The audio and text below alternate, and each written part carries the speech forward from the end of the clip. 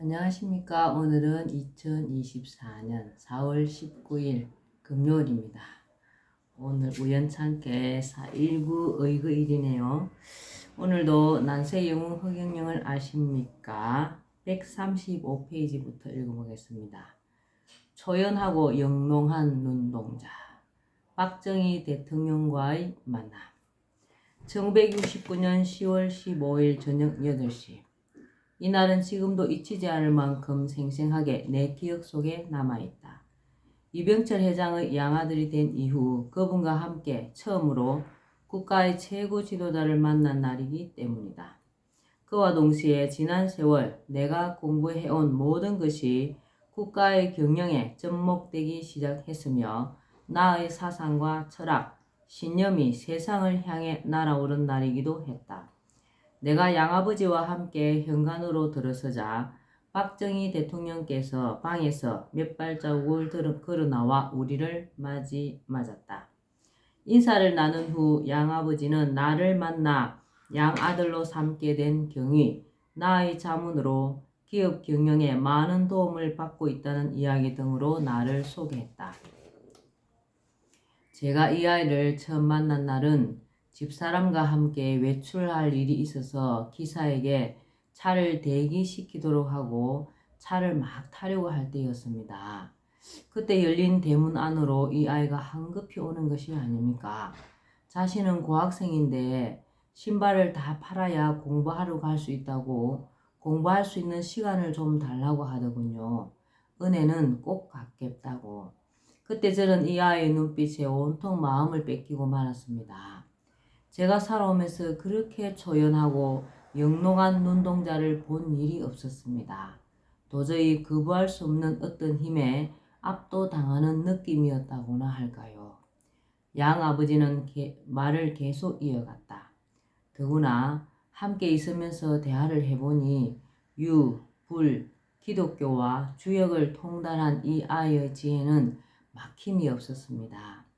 천문지리와 천지조화의 원리를 꿰뚫고 있으며 미래를 내다보는 뛰어난 해안은 한 번도 틀린 적이 없었고 국내나 국제 정세에도 국내 제일이라고 보시면 됩니다. 저는 이 아이의 말을 듣고 회사의 노조 문제를 해결하기도 했고 여러 가지 제도를 고쳐 좋은 성과를 거두기도 했습니다.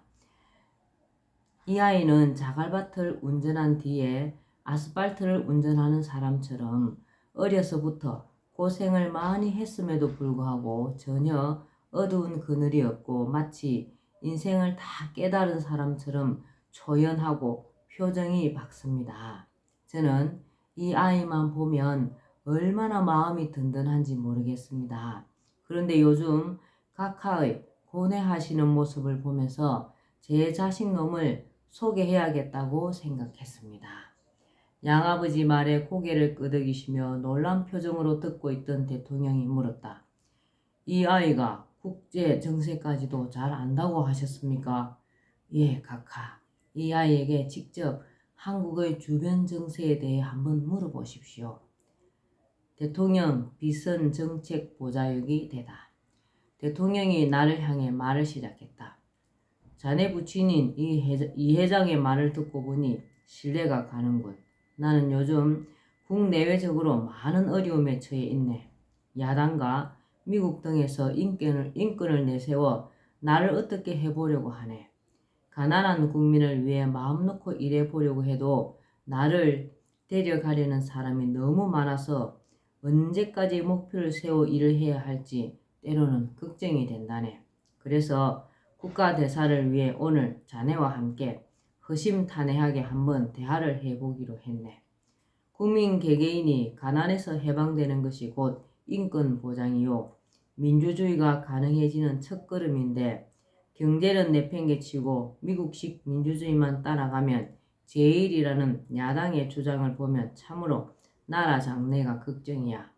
한국식 민주주의로 나라가 경제가 부강해지다 보면 중산층이 생기고 중산층이 많이 생기면 교육 수준이 높아지고 민주주의는 자연스럽게 이루어지는 것이지. 미국 민주주의를 말로만 배울 수 있는 것이 아니며 경제 성장 없이는 얻을 수 없는 것이 아니겠는가. 야당 정치인들이 서구식 민주주의를 부르짖고 있지만 그것은 정권을 잡기 위한 하나의 구호일 뿐이지, 그들이 정권을 잡으면 서구식 민주주의를 할 수 있을 것 같은가? 결국 부정과 부패가 나라를 절단내고 말겠지. 우리에겐 한국식 민주주의가 필요한 거야. 선, 경제, 건설 후 민주주의가 나의 소신이네.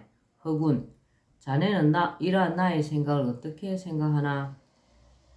각하께서는 수많은 가난의 경험과 조직 관리의 경험과 대인관계의 실제 경험자로서 저에게는 스승입니다. 그러나 저는 천부적인 천리지혜로 몇 말씀 드리겠습니다. 각하가 훗날 비록 독재자라고 비난을 받더라도 경제발전 하나는 강력하게 추진해 이 땅에 가난을 뿌리 뽑고 중산층을 늘리고 교육 수준을 높여야 합니다. 계리당계 천하리 구명응구 만세명이라는 말이 있습니다. 이익을 구하려면 모든 사람에게 돌아가는 사업을 하고 이름을 얻으려면 만세에 남을 이름을 구하라는 말입니다.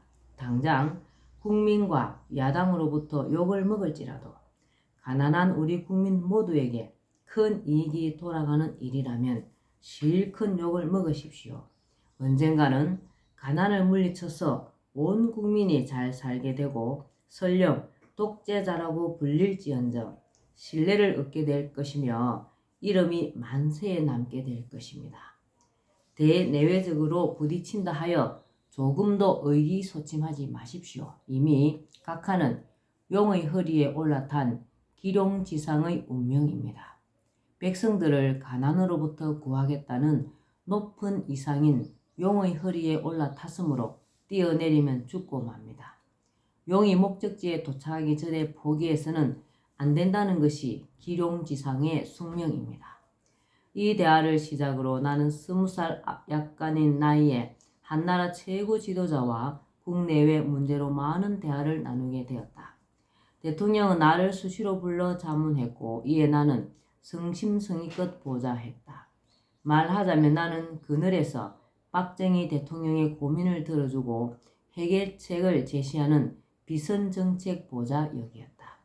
이 일은 박정희 대통령께서 돌아가시기 전까지 계속되었으며 그동안 새마을운동을 기획, 건의하여 실현시키고 그 외에도 방송통신교육제도, 소련 내 한국 핵미사일 기지 인수 등 100여 가지가 넘는 정책을 건의하여 실현시킴으로써 우리나라의 급속한 고도 경제 성장과 농촌의 괄목할 만한 변화에 이익을 담당하였다.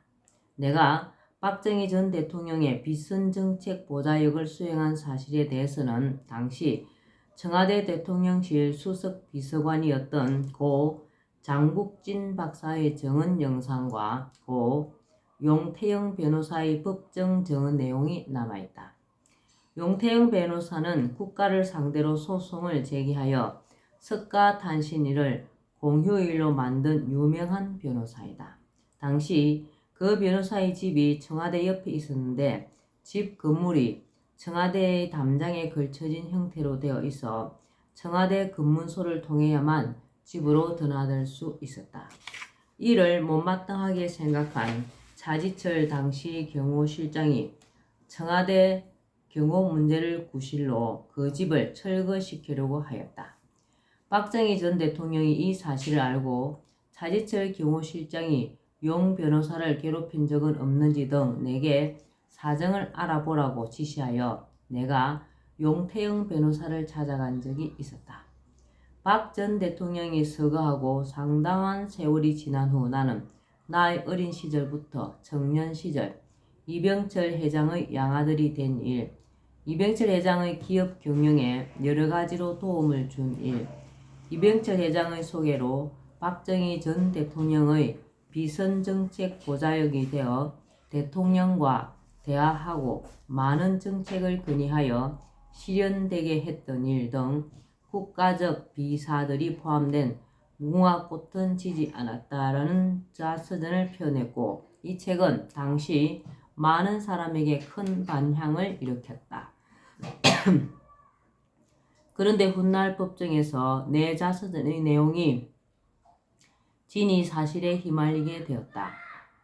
어떻게 그렇게 젊은 나이에 박정희 전 대통령의 비선정책 보좌역을 할 수 있었냐는 것이었다. 이때 용태영 변호사가 자진하여 법정에 나와서 자신의 집 문제로 청와대에서 심부름을 나왔던 청년에 대해 말하면서 그 청년이 허경영이 맞고 그 청년이 차지철 경호실장보다 더 대통령의 신임을 받고 있었던 것 같다고 말한 것이 바로 그 법정 정언 내용이었다. 네. 오늘은 난세의 영웅 허경영을 아십니까? 여기까지만 읽겠습니다. 오늘 날씨가 상당히 더울 것 같습니다. 따뜻한 물 많이 드시고 허경영을 많이 부르면서 복 많이 짓는 행복하고 즐거운 날 되시기 바랍니다. 감사합니다. 허경영, 허경영, 허경영.